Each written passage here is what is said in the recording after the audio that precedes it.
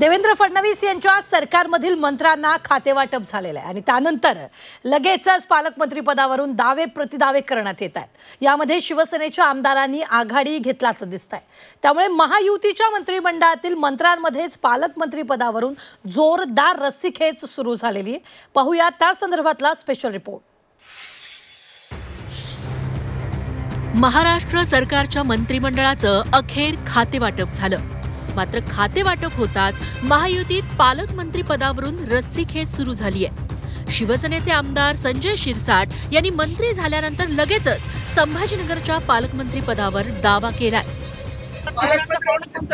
या शहराचा पालकमंत्री आहेत, या शहराचा पालकमंत्री मी होणार आहे, याच्या औपचारिक घोषणा फक्त बाकी आहे। नेते देवेंद्रजी फडणवीस साहेब, राज्याचे उपमुख्यमंत्री एकनाथजी शिंदे साहेब आणि उपमुख्यमंत्री अजितदादा पवार हे तिघजण मिळून जो ठरवतो तो निर्णय आम्हाला मान्य आहे। तिकडे रायगडमध्ये सुद्धा राष्ट्रवादी आणि शिवसेनेच्या मंत्र्यांमध्ये पालकमंत्री पदावरून दावे प्रतिदावे सुरू झाले। राष्ट्रवादीच्या मंत्री आदिती तटकरे रायगडच्या पालकमंत्री पदासाठी इच्छुक आहेत, तर दुसरीकडे शिवसेनेचे मंत्री भरत गोगावले यांनी रायगडच्या पालकमंत्री पदावर दावा ठोकलाय। मला वाटत नाही रस्सीखेच असू शकते, कारण जे आमच्या नेते मंडळीवरती ठरवतील ते निश्चितच योग्य असं ठरवतील आणि आमचे 3 आमदार आहेत, त्याच्यामुळे आम्ही ती मागणी केलेली आहे।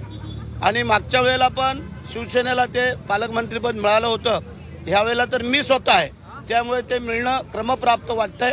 आणि एकनाथ शिंदे साहेब मुख्यमंत्री, दोन्ही उपमुख्यमंत्री, मुख्यमंत्री दोन्ही उपमुख्यमंत्री हे निश्चितच या जिल्ह्याला माझ्या रूपाने न्याय देते। दरम्यान नावाची अधिकृत घोषणा होईपर्यंत पालकमंत्री पदावर कुणीही दावा करू शकतं, असं शिवसेनेचे मंत्री शंभूराज देसाई म्हणाले। 2 दिवसात पालकमंत्री पदाचं वाटप होणार असल्याची माहितीही त्यांनी दिली।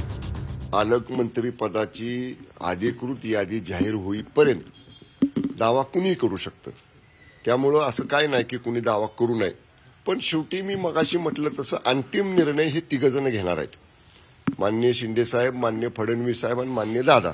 त्यामुळं जोपर्यंत आता बघा खातेवाटपामध्ये सुद्धा तुम्ही सगळेजण बघत होता, 2-3 दिवस नागपूरमध्ये सुद्धा 4 दिवस बातम्या चालल्या होत्या, ह्याला हे खातं मिळणार, त्याला ते खातं मिळणार। पण आता खातेवाटप जाहीर झालं, समतोल राखायचा प्रयत्न तिन्ही महायुतीतल्या पक्षांमध्ये झालेला आहे। तसंच पालकमंत्री पदाचं सुद्धा वाटप करताना हे तिन्ही नेते महायुतीतला बरोबर समतोल सगळा राखतील। थोडा धीर धरा, कदाचित 2 दिवसामध्ये आपल्याला ते खातेवाटप तुमचं पालकमंत्री पदाची सुद्धा यादी कळेल। राज्यातील प्रमुख जिल्ह्यांमध्ये पालकमंत्री पदासाठी चांगलीच रस्सीखेच होण्याची शक्यता आहे। यात संभाजीनगरात संजय शिरसाट आणि अतुल सावे, रायगडमध्ये आदिती तटकरे आणि भरत गोगावले, पुण्यात अजित पवार आणि चंद्रकांत पाटील, ठाण्यात एकनाथ शिंदे आणि गणेश नाईक, बीड जिल्ह्यात धनंजय मुंडे आणि पंकजा मुंडे या प्रमुख नेत्यांमध्ये पालकमंत्री पदावरून रस्सीखेच होण्याची शक्यता नाकारता येत नाही। दरम्यान ठाण्याचं पालकमंत्रीपद फक्त एकनाथ शिंदेच यांना मिळावं अशी मागणी कॅबिनेट मंत्री प्रताप सरनाईक यांनी केली आहे। ठाणे जिल्हा प्रगतीपथावर नेण्याचं जे काम आहे ते एकनाथ शिंदे साहेबांनी केलेलं आहे। ठाणे जिल्हा हा शिवसेनेचा बालेकिल्ला आहे। धर्मवीर आनंद दिघे साहेबांनी जो बालेकिल्ला ठेवला होता तोच एकनाथ शिंदे साहेब कायम ठेवत आहेत आणि अशामुळे हे ठाणे जिल्ह्याचं पालकमंत्रीपद हे फक्त आणि फक्त एकनाथ शिंदे साहेबांनाच मिळावं। महायुतीच्या मंत्रिमंडळात 12 जिल्हे मंत्रिपदापासून वंचित आहेत, मात्र आपल्यात कुठलाही वाद होणार नसून पालकमंत्री पदाचं वाटप होणार असल्याचं भाजप प्रदेशाध्यक्ष आणि मंत्री चंद्रशेखर बावनकुळे यांनी सांगितलंय। 12 जिल्ह्यात मंत्री नाही आहे, कारण आता शेवटी मी सांगितलं महायुतीच्या सरकारमध्ये थोडंसं होत असणार, पण आम्ही आता जसं खातेवाटपाचं आमचा त्या ठिकाणी योग्य पद्धतीने पार पाडलं, आम्ही सर्व समजदार आहोत।